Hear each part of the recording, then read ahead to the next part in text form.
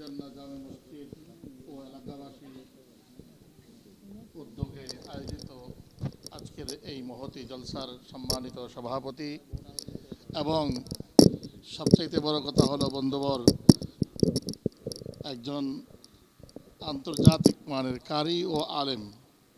কারি নামটা ওনার কি হয়েছে, প্রসিদ্ধি পাইছে, কিন্তু উনি যে একজন বিদগ্ধ আলেম এটা আমরা বলতে বসছি। উনি অত্যন্ত প্রথম সারির একজন আলেমে দিন এবং আমার খুব প্রিয় ভাজন, আস্থাভাজন একজন আলেমে দিন। উনি আলোচনা করছিলেন, এর মাঝে দিয়ে যে ঢুকে গেলাম, এই অপরাধ বোধটা আমাকে কথা বলতে দিচ্ছে না, এজন্য আমি ক্ষমা চেয়ে নিচ্ছি।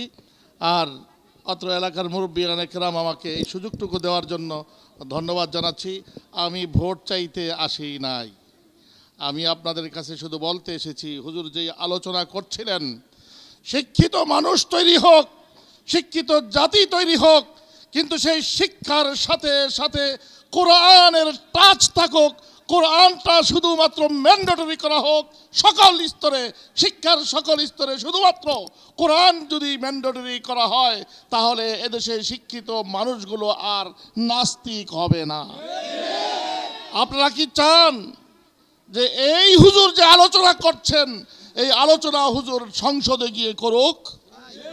এদেশের আলেম ওলামা এবং বিদগ্ধ আলেমরা যেন সংসদে যেতে পারেন, তার একটি শুরু করেছেন বেগম খালেদা জিয়া।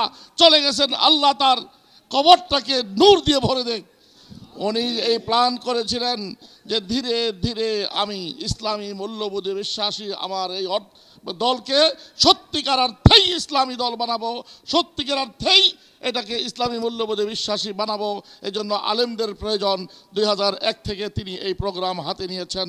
আজকে যিনি আলোচনা করছেন, ইনশাআল্লাহ আমিও এক পর্যায়ে 20 বছর পর্যায়ে আমার নাম আসছে, আগামী 5 বছর পরে দেখবেন এই মুফতি সাইদুল ইসলাম আসাদ সাহেবও আলোচনা করার জন্য সংসদমুখী হয়েছেন। এটা আপনারা কি চান কি চান না?